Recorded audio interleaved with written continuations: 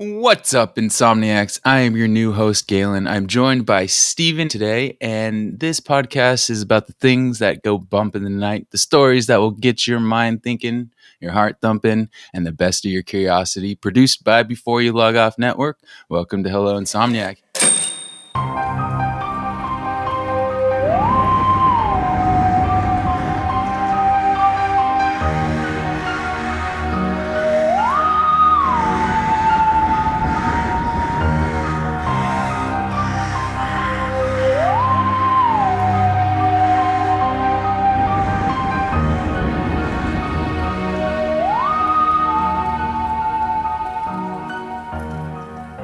Nice intro. I love it. Thank you. Trying to make sure I got stuff rolling, The first time doing the lead on here, so I'm a little nervous, so bear with me, everyone. But today's story, it's going to be awesome. It's going to be wild. It's about the Montauk Project. And have you guys heard of a little thing called the Stranger Things? Yeah. I mean, I don't know anybody who hasn't watched it by now. Just a little thing. Yes. Pretty much this story is kind of what inspired Stranger Things, which is a kind of like a horror mystery it's an ominous TV series on Netflix. For those who haven't seen it, it's about some pretty wild things. And what we're about to talk about today actually inspired the TV series that just rocked Netflix for a good amount of time there. But yeah, today we are here to tell you about a conspiracy theory that has been one which has circulated for quite a few decades now. The story we are about to discuss, it's filled with stranger things, has a hard divide with two sides of those who choose to believe versus those who choose not to. And it claims a backstory that describes tales of kids being abducted by the government in Montauk, New York around the 1970s to about 1980s. These kids were taken to a location where experiments that dealt with time travel, mind control, interstellar travel, interdimensional travel, and reverse engineering of extraterrestrial sciences claimed to take place on them. So a lot going on. This is the story behind the Montauk Project. You guys ready?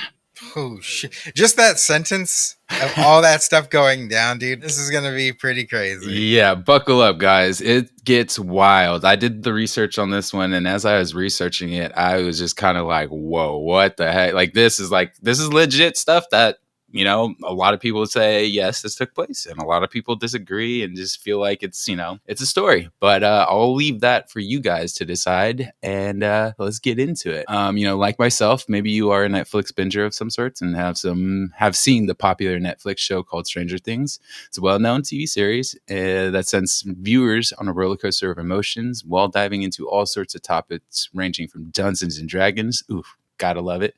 To time travel and secret government experience.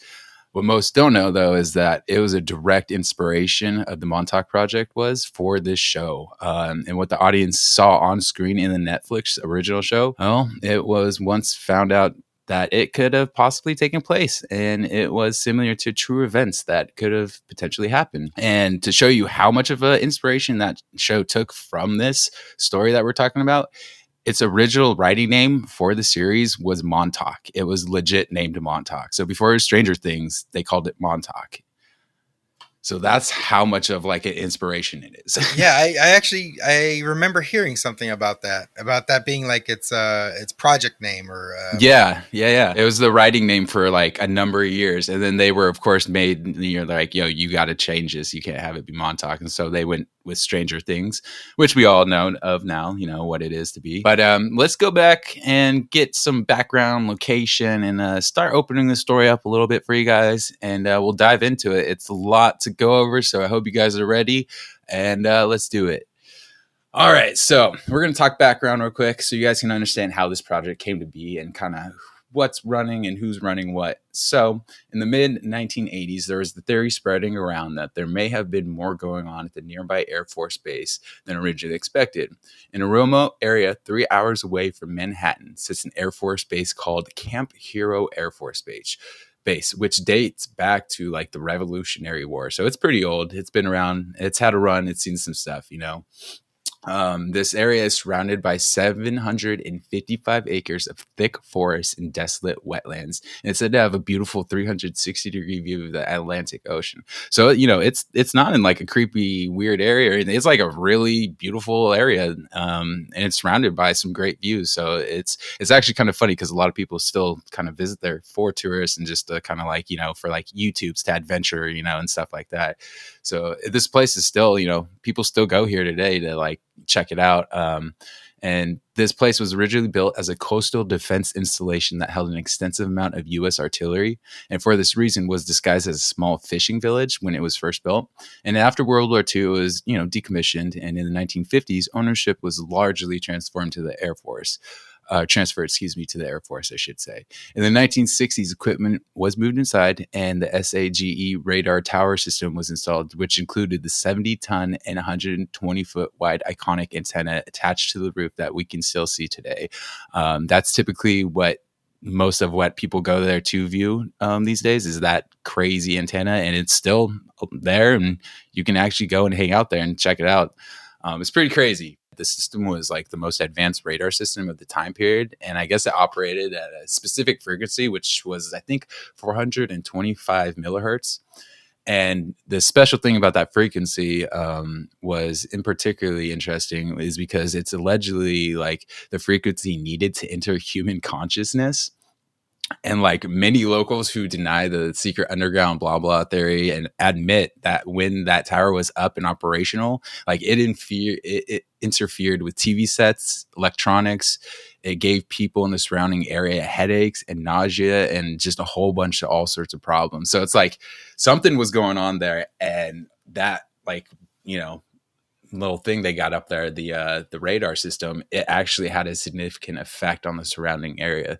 So it's kind of crazy to think that it's still there. Yeah, so it's pretty crazy. Anywho, all this equipment came from the approval of the Defense Department's proposal for developing psychological warfare techniques through the exotic research there. And everything they did was claimed to be underground, in tunnels, and very secretive. So it was like down low. They didn't want anyone knowing who, what, or anything that was happening there. They didn't want any information leaking. And to try and keep it secret even more, in 1969, back in the day, they closed the area down and donated it as a wildlife refuge with the rule that everything underground was the property of the Air Force. And then everything above was like, yo, it's yours, donated for the refuge. But the refuge actually never even opened in the first place because it was said that there was environmental contamination. So yeah. Contamination. So is that like some type of radiation or just toxic chemicals? Yeah, your guess is as good as mine. As I tried researching some of it, and they didn't explain too much in depth or any further on that. It was just labeled environmental contamination, and that was that. So pretty much the deal was, yo, you guys get everything above for your little refuge, and then we get to keep doing our thing down here, and it's like we own everything under here. But then the environmental crap was so bad, I guess, for some reason, that they couldn't even open the park. So it was kind of just like a ploy to like, oh, everything's okay, like here, have it. But then it wasn't. Now that we have an idea of the history of the location and somewhat of an idea of kind of what's going on, we'll dive a little deeper now into the claims and the story. And it is said that this covert government operation executed experiments from about 1971 to 1983, because and we're moving a little further into the future, to mind you, because we were just at 1969 for that last piece of information. It's claimed that these kids would be lured and abducted by the military or even by men in black. And then after being abducted, the kids were forced to partake in the Montauk Project, which is the story we are going to dive into a second. We're just getting a little history here. And those who have come forward to like back these claims are notoriously known as the Montauk Boys. That's ridiculous. Like if people are going, and then people are have claims and saying that I was part of this thing. And yeah, oh yeah, and we'll dig deeper into that so you guys can kind of understand the claim, like what the claims are and kind of how they came to be, because even those stories are a little bit just wild to read and kind of hear and talk about. Like as I was doing this, I was just like, whoa, this is wild, dude. Yeah. Oh, was not ready. But I can definitely see some parallels though already of the show, Stranger right? Things. So yeah, you can kind of kind of sense it already. Like ominous, like weird building Mm-hmm. in the middle, kids missing, and Men in Black. yeah, like it's just never. Stuff is pretty similar, and it's Yeah, like it only gets a little creepy, a little more creepy, I should say, as we go forward into like these similarities and the things, the patterns that kind of come out to play, and like you're just like, whoa, wait, what? And don't worry, I got something in here that's you. I can't wait to like tell you guys so I can get your reaction because it's something. All right. So picking up where we left off. So these children, they were taken illegally, and even through manipulation, force, and torture, are being used as test subjects similar to the ways depicted in the show Stranger Things. The claims describe that they would sit in a chair known as the Montauk chair, where the kids were then connected up to a number of wires. The scientists would then experiment with electromagnetic. So this is going to be hard.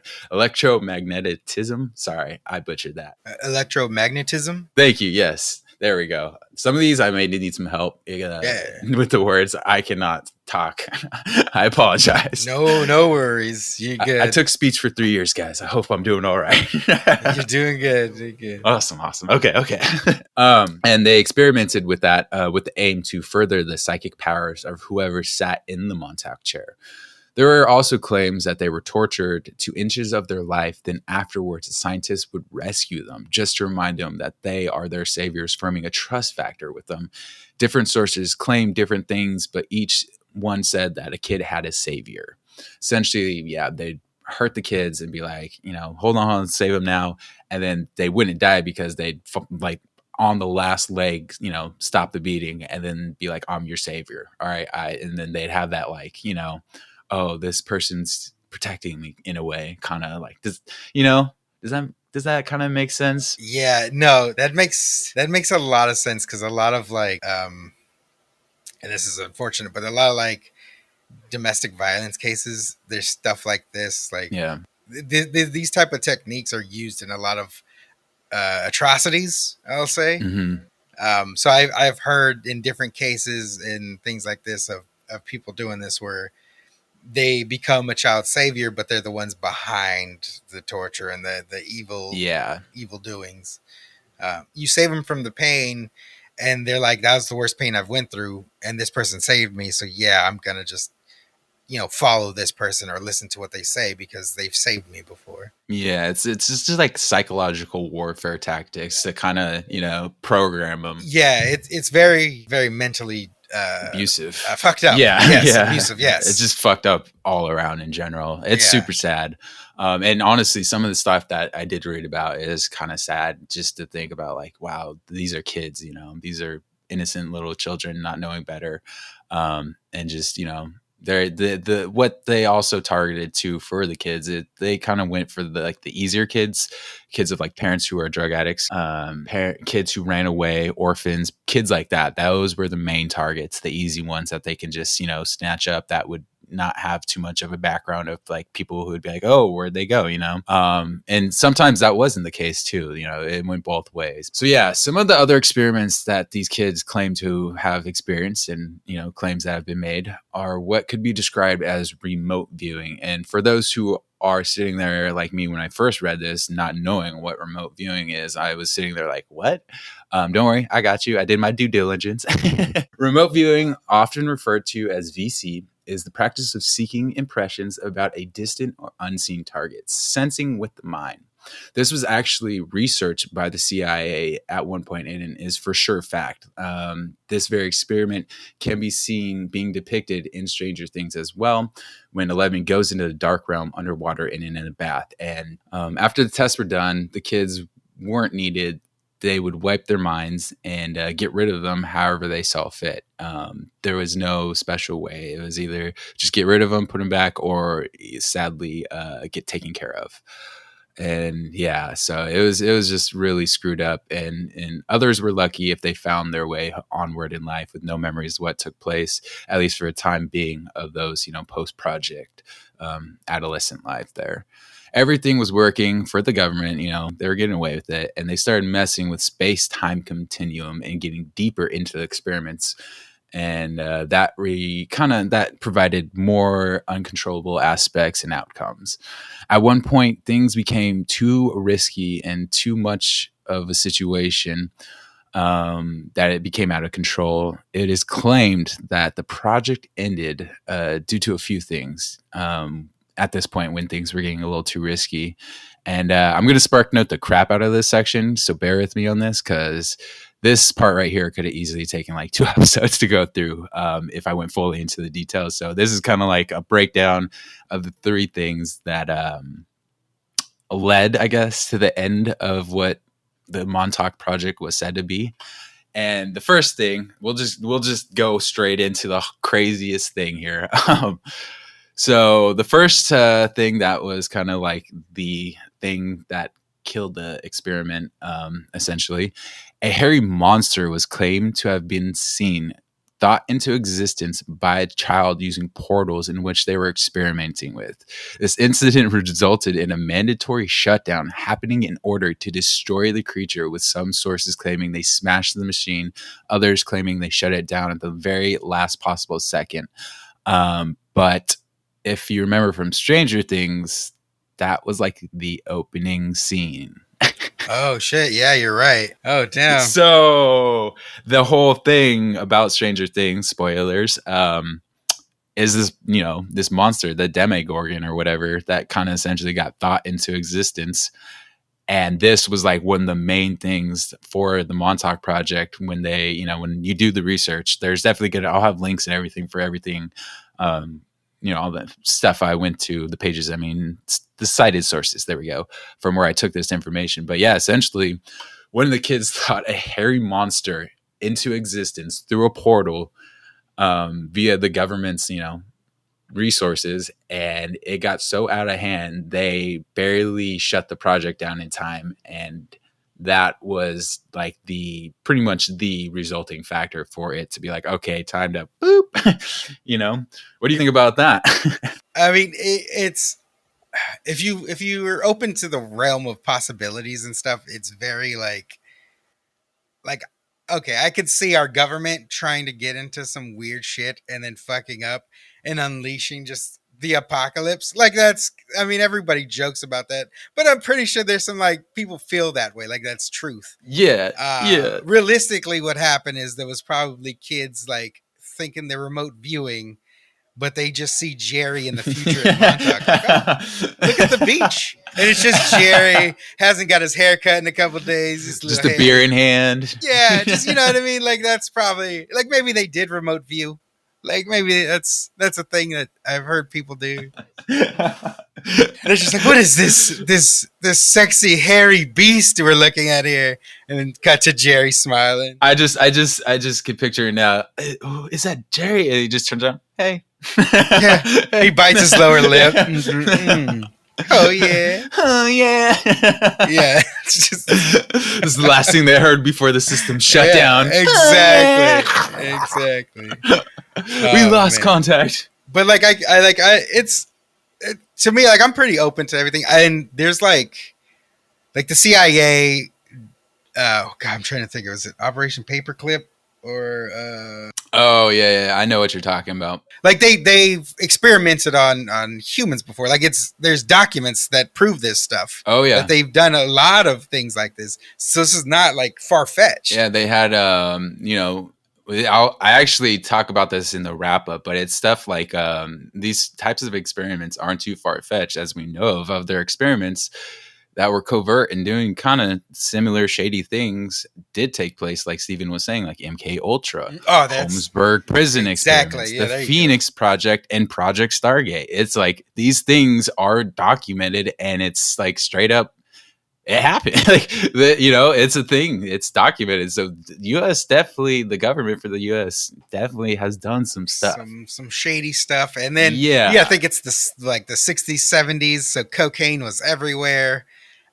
These generals are getting high, and it was a wild time. You know what? Fucking aliens. aliens. Yeah, and you know, space and stuff, that was starting to become a thing. It's starting to become more of a reality, and like, you know, I wouldn't doubt if, like, you know, they wanted to see how hard they can push it. You know, governments like ours are not, I mean, are not known for, you know, not wanting power. We like to fucking get our power, man. US wants power, and it's like, you know, however they want to do it, they're going to do it, and I do not see them doing this, you know. Yeah, if they want the next big weapon, you know what I mean? Yeah, and essentially. And if they can control kids that can, you know, remote view and see into the future and open portals and shit, like that's a huge military advancement. Is it possible? Oh yeah. And that's what this whole thing was all for too. They for sure, like, that was their end goal. Like you're saying, they wanted a weapon out of this. That was their goal, was to have psychological warfare and find a way to use that. And so Steven, you were right on the money, because that is exactly what started this. Nice. Yeah, it's insanity. But so continuing on, we'll go to the next two things that were kind of like the other two factors that broke this down. I always like to do 3 points, just because, you know, a strong argument needs 3 points. So secondly, another claim that, you know, surfaced was a theory to have had taken place. And this actually was a different project, which actually connected to this project, Montauk Project, which we're talking about. This project that we're going to talk about real quick that connected to the Montauk Project is called Philadelphia Project. This was a past experiment done with hopes of finding a way to weaponize invisibility with the aim to defeat the Germans and aid their allies. This project was done by the U.S., and this was, you know, done to aid the U.S. allies. Excuse me if that wasn't too clear, like that wasn't clear there. But, you know, it had a very distinctive role in the claimed backstories for both. This project that they were doing, they wanted to, you know, find a way to become invisible, essentially, and then kick some German ass in the war, and then go out and aid their allies. That was their whole, like, claim that they wanted to do with this. And well, it kind of backfired, which I'll dive into the Philadelphia Project after I get into point 3 here. So you guys can kind of understand that point 2 better. But before I go on, I guess I'll touch on point 3, because it deals with point 2 a little bit as well. For point 3, the CIA was using 2 men, Al Bilo and what's his name? Nichols? I forget. I did write his first name. Oh no. What is it? I'll just say, yeah, Mr. Nichols. Yeah. All right. So for point 3, the CIA is using 2 men, Al Bilo, and for his identity, Mr. Nichols. I just actually forgot to get the name written down there, but we're going to move forward. They were also part of the Philadelphia Project somehow, and they got into a little pickle during the events and were tasked with a mission within the Philadelphia Project as those events took place to destroy a time machine at a past time, because it is becoming sketch as fuck to mess any more time stuff, essentially. Hold on. So these guys were tasked to destroy the Montauk Project, time machine, and Philadelphia Project. Yes. So yeah, I'll get into the next 2 points, because I know it gets a little kind of confusing here, and this whole section is so just like technical. There's so much to it, and it's easier for those to make sense, I think, if I hop into what the Philadelphia Project is, which is next on my topic list, so you guys can kind of understand what this project was like all for, kind of what happened, and the people behind it, because it's about to start getting real crazy. So buckle up, because this is where I was like, what? I literally read this part, like the research for this, and it was like hours later I realized how much time had passed, because I just gotten so far involved with this. Are you guys ready? Here we go. So this is where stuff starts getting real crazy here, guys. So with these 3 things, some being vaguely generalized for time purposes, I do apologize, this was ultimately what led to the demise of Montauk Project. So going into the Philadelphia Project from point 2, which I started talking about. For a smidge, we are now jumping back into that time period of 1943, and voila, here we are. We have found ourselves in 1943 in Philadelphia, Pennsylvania. We're looking around, and the setting is a 1940s naval shipyard getting ready to do some classified shit. The operation in play was to discover a way to foil Nazi radars so the U.S. could safely transport supplies to allies in Europe and beat some German ass. That was their goal. That's what they wanted to do. And they wanted to take the battleship named the USS Eldridge and find a way to make that bitch invisible to enemy radars. Let's go. So how do you guys think it went? Before I go any further, how do you guys think the end result of this experiment? Like, what do you guys think took place? Did they make the ship invisible? What happened? What do you guys think? Do you think they did it? I've heard some stuff about this. I know it does not end well. As for if that's just all bullshit that I've heard or if it's true, I have no idea. But I don't want to spoil anything right now. But no, I've heard parts of this story, not the whole thing. I'm just gonna be real, you guys. Shit was fucked. Get this. Conspiracy theorists as far back as 1955 claimed that it not only succeeded in doing it and uncovering how to make ships invisible, but my God, it was a goddamn disaster. According to the claims, the ship went to Norfolk, Virginia when they went to do the test after the military learned about the negative effects from the test, the overexposure to their version of the upside down world. Stranger Things. Hey. When the crew returned, they kind of realized the exposure to this upside down world, which they went to, and the results were disastrous. Yes, the ship did supposedly, it claimed, to transport in time and I guess become invisible. But what happened to the people on that ship was not too great. Essentially, what had happened, the ship blipped forward in time, then was transported back to the current time which they existed, and the effects were gruesome. Participants on board were fused to the ship, their bodies mutilated, or even parts being changed around. Can you imagine that? Because now I'm just envisioning like a flesh ship, a ship made out of human flesh. Yeah, like that's what I'm envisioning. Crazy. Yeah, like not like a Dragon Ball Z fusion dance, but it didn't end well. Right? It just time copped into a blob of human body parts. Yeah, it would be crazy. I think I would just be like, kill me. Kill me. Yeah, right. End it, please. I when I read that, I was like, what? Holy crap, man. And the fact that they actually had, like, they visited an upside down, like, world, essentially. They went somewhere and they just came back.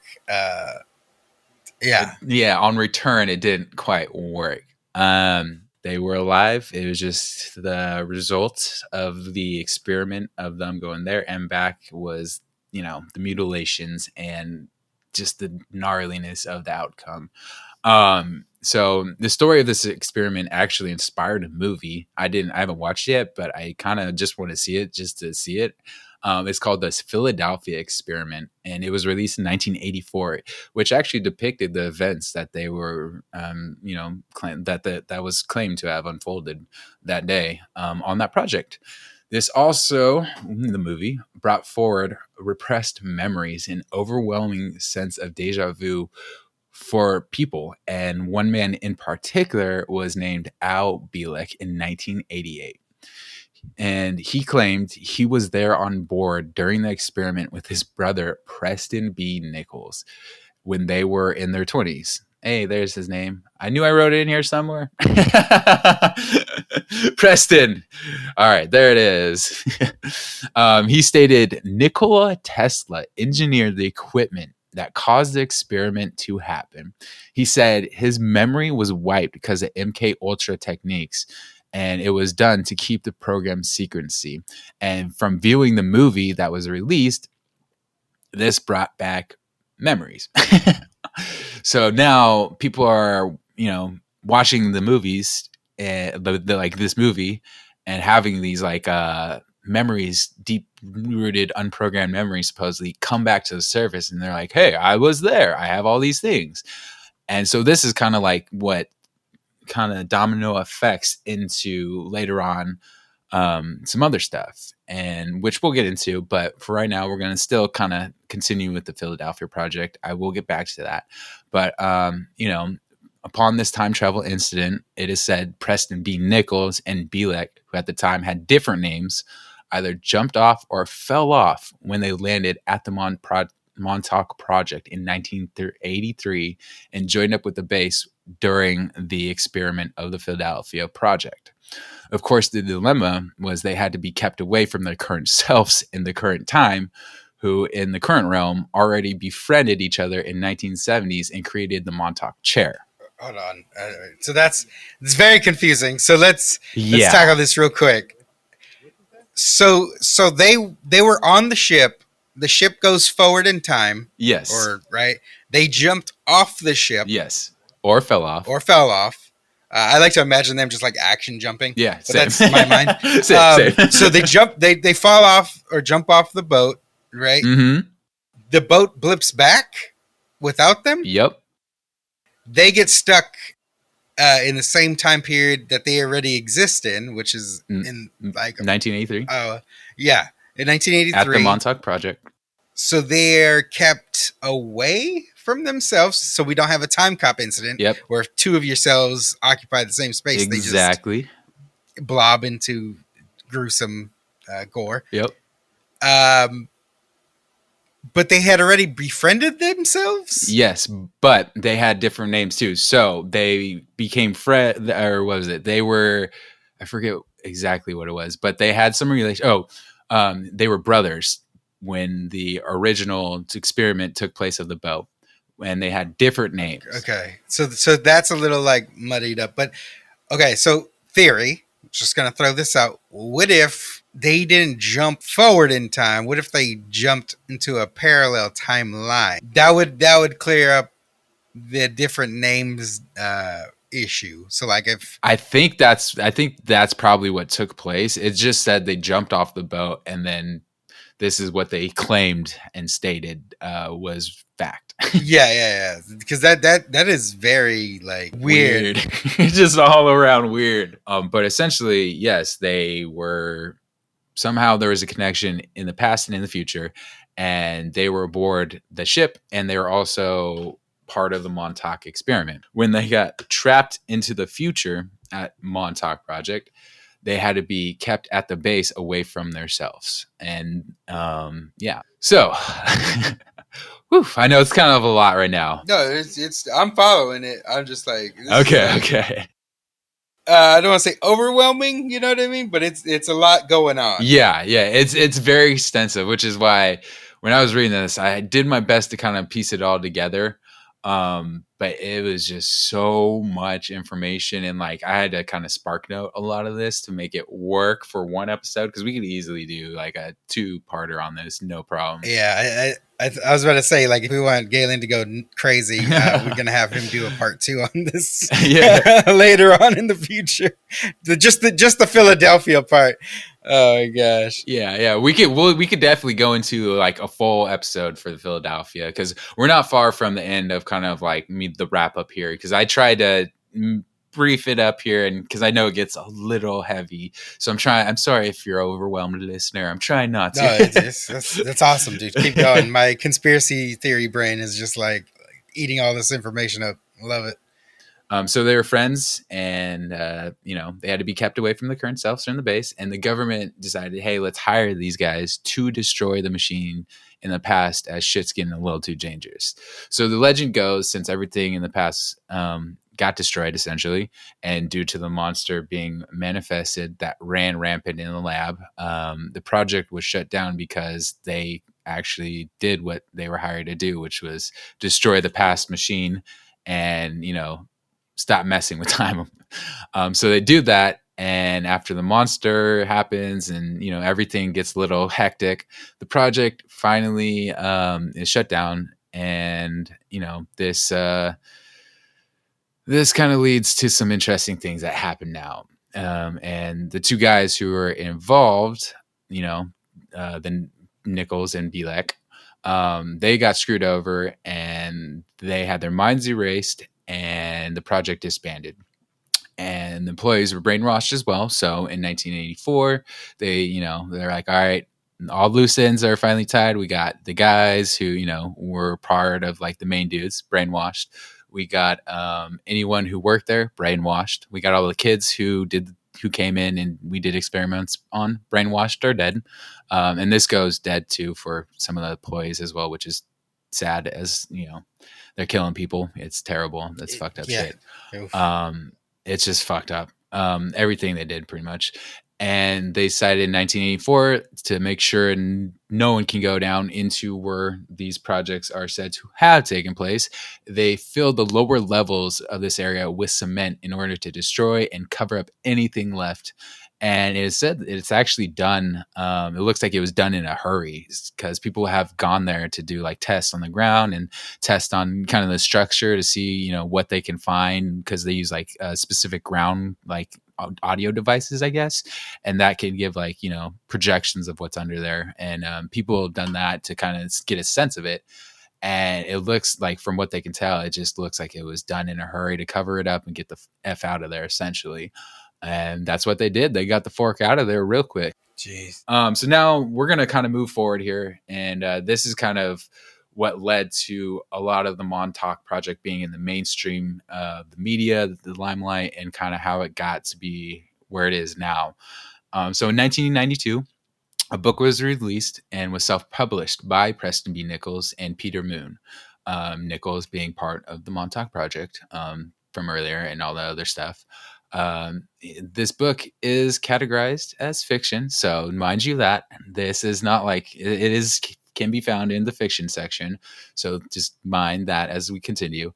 And it does have no real proof. There's no real proof to validate any of the claims made. Just so you know. And the book was called The Montauk Project: Experiments in Time. And it blew up and started bringing attention to the area and the story itself, which previously, it hadn't had the, popular notoriety that it was now getting. And thanks to the books and the movies, claims started to kind of come forward a little bit more. And the first very outspoken Montauk boy was Preston B. Nichols. And he's the one that helped other alleged Montauk boys, the people and test subjects, I should say, who were being tested on. It helped them kind of recover repressed memories. And what I find really interesting about these claims is, first off, like, they had nothing to gain financially from these claims. I mean, maybe if you're lucky and for some reason you can make some press money, I guess, but they really had nothing to gain out of this except a little attention. And that's it. There's no money, nothing financial you're getting from this. And to kind of combat that in a sense as well, most were even ridiculed for doing so for this information when they came forward. So it's like, why would they come forward at all? But they did, it's just something to think about as, you kind of think about this stuff is like, why would these Montauk boys come forward and do all this when there's literally nothing to gain? And most have been like, ridiculed and had like, consequences in their like work life or just everyday life for doing so. What do you guys think about this? That actually makes a lot of sense that people do that, where you make these not allegations, but you tell people like, hey, this happened to me. And then people are like, no, you're not making any sense. That's fake, blah, blah, blah. They're quick to shut you down. Yeah. And then, but on the other side, like, there's a lot of misinformation about, especially with like 100%. If you take like aliens, abductions and stuff like that, right? Like the story of like somebody being abducted, whether it's true or not, you don't really know the truth. It's just the person that's saying it, and apparently maybe aliens know. Mm-hmm. But yeah, people use this like techniques where they'll just shoot it down, or they'll make false claims and give you those fake news stuff. Yeah. And so like hearsay and like somebody saying it, it's very hard to convince the mass, because if it's not in our normal day, we shun it. You know what I mean? Yeah. Oh, 100%. Like, I mean, most people kind of have that same opinion when it comes to like paranormal ghosts and stuff like that, Oh, it's not in our everyday life, so it can't be real. It's not something that happens all the time. I don't see it, so therefore it's nothing. It's not there. But in some cases, and it doesn't help that, Preston B. Nichol, who wrote the book, The Montauk Project, Experiments in Time, which you can find on the internet for free. Oh, sure. I mean, not for free. I mean, what? Or you can buy if you choose to, if you want. It's definitely purchasable. Like an outstanding citizen. Yes. I mean, it may be on Google somewhere. I don't know. I didn't try and find it. There might be a link out there that has the whole book for free, for which you can read if you just Google it. I don't know. Allegedly. I don't know. I didn't do it. I'm just saying it could be out there. There could be a site.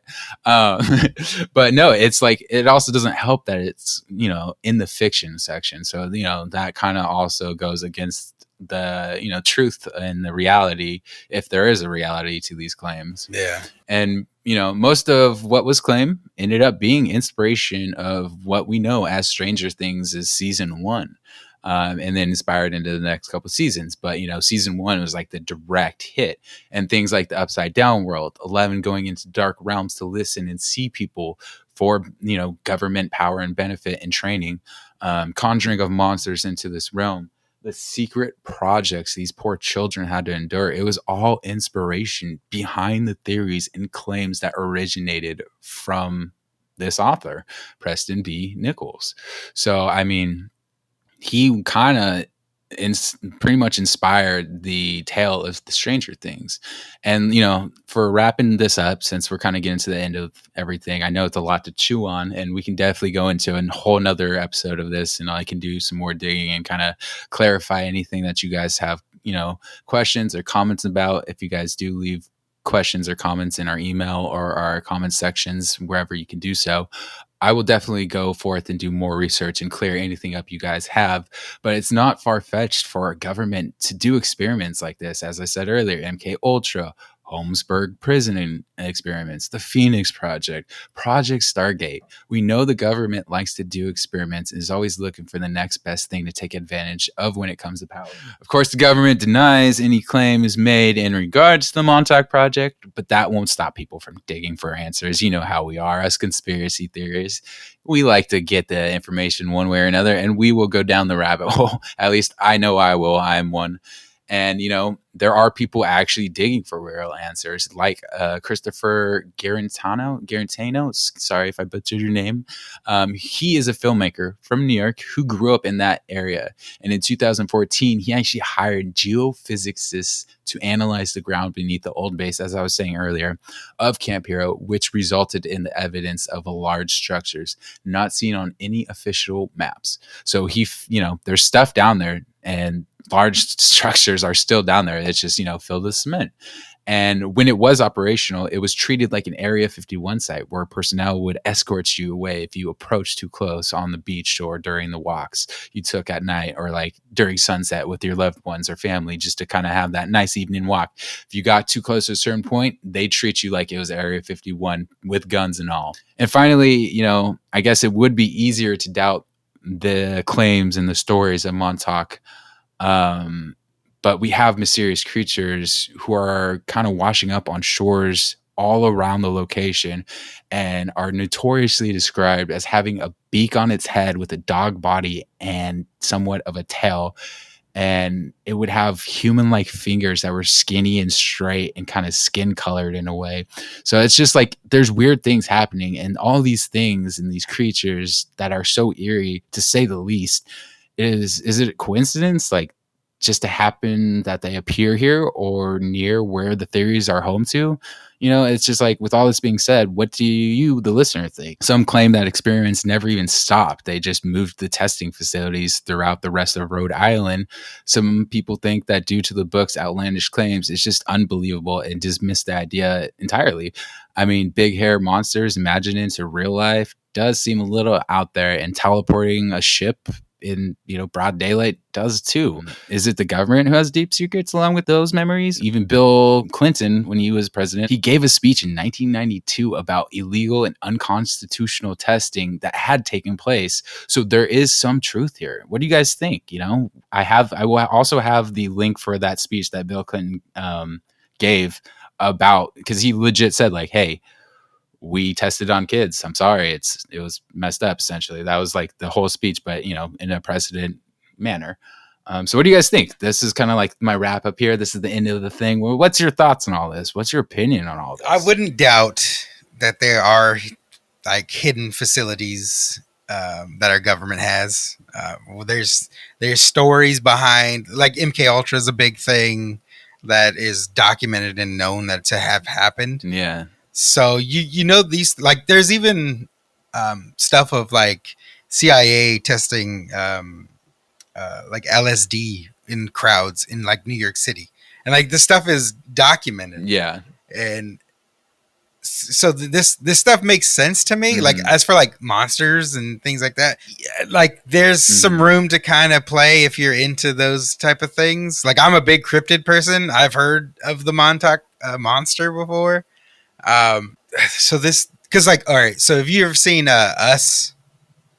Like that whole movie is kind of like based on something similar of like secret underground facilities doing cloning and stuff like that. Like these reports for and like movies and stuff, they take the inspiration from stories that have happened or may have happened if you're the government denying things. But like it's, to me, this is factual to certain points, and then there are certain points where I need more information. Like, I want to see, and it's gross, that ship. Like, where'd the ship go? Yeah, was it destroyed? Was it blown up? I believe they destroyed it. I think that's what I read. They decided to let's get rid of the evidence. Like, no receipts, please. I think that's a story about conspiracies, dude. Like there's so much that you can branch off with this, because like so much information. Like I can definitely see the parallels to Stranger Things, and there's like, I know there's so much more on Philadelphia experiment. You definitely did a great job, like painting the picture with the whole ship and bodies and stuff. So I'm sorry if the information was overwhelming. I really honestly tried to spark note it the best I could, break it down, because there's, like Steven was saying, there's so much to unpack here, so many branches we can go off, so many webs to weave, and it is a story. Yeah, it's an onion. It's got layers. Okay, it's like Shrek. It's got layers. Yeah. So I know this episode may be a little long today. I hope you guys enjoyed it. Anything you guys want to add in before we sign off for today? Government officials, Gaelan researched this. I did not. That's all I'm saying. Pia baby, I got my VPN. Try me. There you go. I got that yearly subscription. What's up? Yeah, there we go. That is the story. A brief kind of look. That was a brief look at the Montauk Project. Thank you guys for listening today, taking the time out of your day to, just spend some time with us. We, enjoy doing this for you. So make sure you like and subscribe in all our places, and thank you so much. Peace.